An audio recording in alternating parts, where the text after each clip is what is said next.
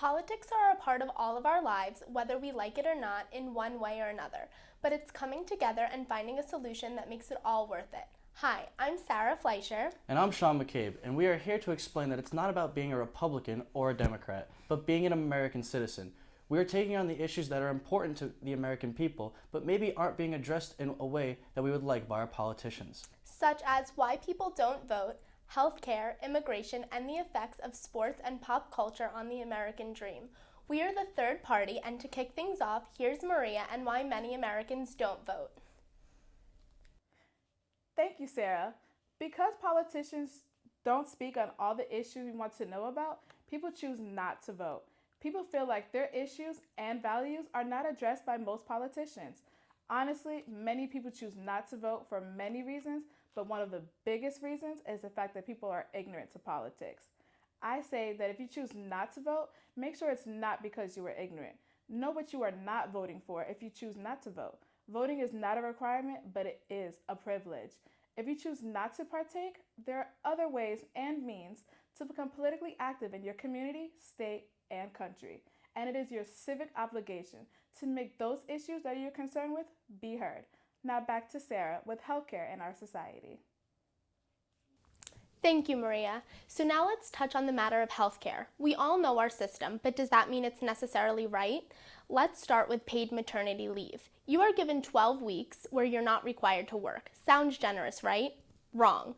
In the United States, only 8 of those weeks are paid. The other month, you are either unpaid or have to use your vacation time just to stay at home with your newborn baby.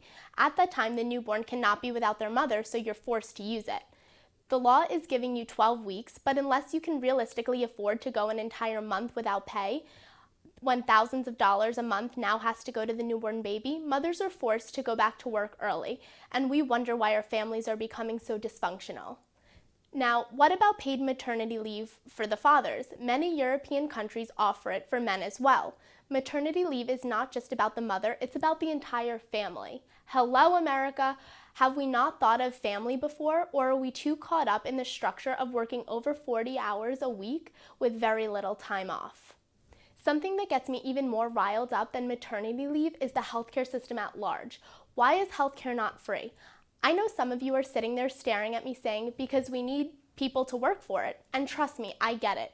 But I'm talking about the terminally ill.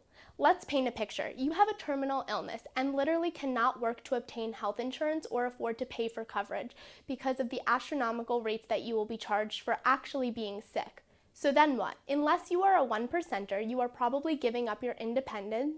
Why are the lives of the richest people in the world and their loved ones more deserving of the best treatment and doctors? Everyone deserves the same opportunity at life. Otherwise, we are literally saying that wealthier lives are more deserving of the human right of health. Now, here's Jessica touching on immigration. Thanks, Sarah. Immigration has been a hot topic these days, especially with the presidential election coming up. We are seeing politicians and people come out of the woodwork expressing their concerns about this issue. Some are for it, some are in the middle of the road, and some want to build a wall. The immigration system has many flaws in itself and needs to be changed altogether. The process needs to be faster, more efficient, and selective. Not only has immigration been an issue, but also illegal immigration in particular is in the limelight at the moment. But some even have a problem with immigrants altogether. Throughout history, the majority of Americans have prided themselves on belonging to a nation of immigrants. In fact, many Americans celebrate not only the traditions of the United States, but the traditions of their homeland as well. Immigrants make contributions to our economy and our communities today, but lately this seems to fall on deaf ears. Not many Americans understand the process of who determines who can come to the United States, the restrictions, the enforcement on immigration laws, and what impact immigrants have on our society. I see people all the time bashing immigrants. Without these immigrants, you wouldn't be enjoying your authentic guacamole, or that Italian food you love so much, or those rolls you post all over Instagram.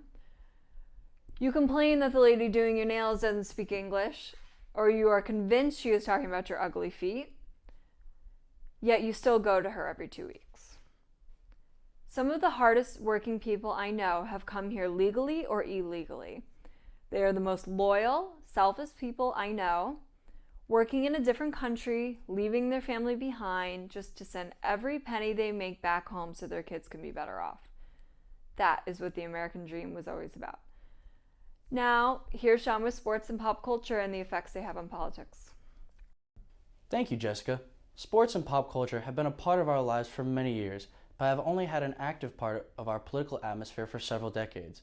But during this relatively short time, these two aspects of our culture have had major impacts on politics. These events and the impacts that they have delivered must continue to be remembered so that we are able to advance as an American society. The 1968 Mexico City Olympics rocked the world when John Carlos and Tommie Smith performed the Black Power salute on the winner's podium and had huge consequences in the United States, even to the point of Carlos and Smith having their medals stripped. But it left a mark on the United States that would stand the test of time. Several Americans going to play table tennis in China in 1971, known as ping pong diplomacy, led the way for Richard Nixon to go to China in 1972. This was an incredible way in which sport proved worthy in finding a common interest between two nations that rarely saw eye to eye. And most recently, a baseball game being played in Cuba between an American team and the Cuban national team for the first time since 1999 as a part of attempting to remove the trade embargo we have had on Cuba for the past several decades. Pop culture has also shown why it has its place in politics in many aspects, with many actors and actresses using their stage to take political stands, such as Leonardo DiCaprio and his pro-environmental stands, and Beyoncé with her Black Lives Matter performance at Super Bowl 50's halftime show. Remembering the effect that sports and pop culture have on a political atmosphere allows us to find common ground through athletes or entertainers for the things we love and connects them with hard-pressed topics that need to be addressed. And no politician can ever get in the way of a game, a movie, or a historical performance. Now here's David with the American Dream. This is an iPhone. It's a neat little gadget we're all fairly familiar with. Some people use it primarily as a phone. Others use it as a game system. Others still use it to listen to music, text with friends, or generally connect with the world. I, however, don't use it all that much save for music when I drive and calling family. By all accounts, I just need a regular phone. Yet I have an iPhone. Why would I have one? Because it's part of the American dream to have one. What is the American dream? Well, for everyone, it's different. Some people think the American dream is starting from nothing, climbing your way to the top, and owning your own business empire created through blood, sweat, and tears. Some people think it's merely having the freedom to carve your own path to your own success, be it a college education or 2 children, a loving spouse, and a dog in the suburbs of America. The point that I'm trying to say is that the dream is subjective. We all likely have our own thoughts of what the American dream is, just as we've all had our own thoughts on what truth, justice, and the American way could be. With the upcoming election, I wanted to point out how the dream is used not as an ideal, but as a metaphorical weapon to drill into the hearts and minds of Americans. In 2008, Barack Obama took America by storm with the message of change that we can believe in. You could argue that change could be anything, but what Obama was arguing was a change of the American dream. That the dream we had held for years, the idealistic America we all wanted, couldn't be reached. The dream needed to change. The ideal needed to change. I don't need to tell you that it worked. After all, he is and was our president for the past 2 terms. In current times, let's look at one of the most controversial candidates, Donald Trump. Trump is one of the most combative candidates, but he's making a clear message. America is under attack, and the American dream is in shambles right now. There's no hope of merely changing the dream. We have to take back the dream at its core. We have to grab hold of the dream and forcibly pull it back to us. In a lot of ways, this is partially why Trump has done as well as he has. He's spoken to a demographic and told people that he is the man who can take the American dream back with his own 2 hands and make America great again. I'm certain that if you ask any candidate what the American dream is, you'll get a variety of similar yet unique answers. Ted Cruz thinks America should return to a religious path and reestablish a dream. Hillary Clinton wants the American dream to feature equality and unity for all. Bernie Sanders has a very polarizing, almost socialist ideal of America. But do any of these views match your American dream? When the election time comes and you're standing at the poll booth, ready to cast your vote to who will lead our country, try to think of what your ideal dream is. It's quite possible that maybe none of these candidates will offer what you desire. Maybe your American dream is something that's been pushed to the side, unobtainable because you lack the choice and the freedom to make the distinction. Perhaps your dream is the one that's under attack. Everyone has a different ideal of the American dream. At the end of all the politics and the hoopla, we can only side with those who match us closest, and maybe they might not match us close at all. I implore you, thinking viewer, to remember what the American dream is. Take hold of what you really feel matters, and maybe, just maybe, you can take your dream in your hands and say, this is the America I believe in, and none of you understand what I desire in my country. Now, for our final and most important point, Bob Levinson. Who is Bob Levinson? I'm not surprised you haven't heard of him. Our government has done an amazing job of keeping this away from the mainstream media. You don't think our media coverage is rigged? Maybe this story will change your mind. Captured 9 years ago in an extraordinary breach of the most basic CIA rules, a team of analysts with no authority to run spy operations paid Levinson to gather intelligence from some of the world's darkest corners. He vanished while investigating the Iranian government for the U.S. The AP first confirmed Levinson's CIA ties in 2010 and continued reporting to uncover more details.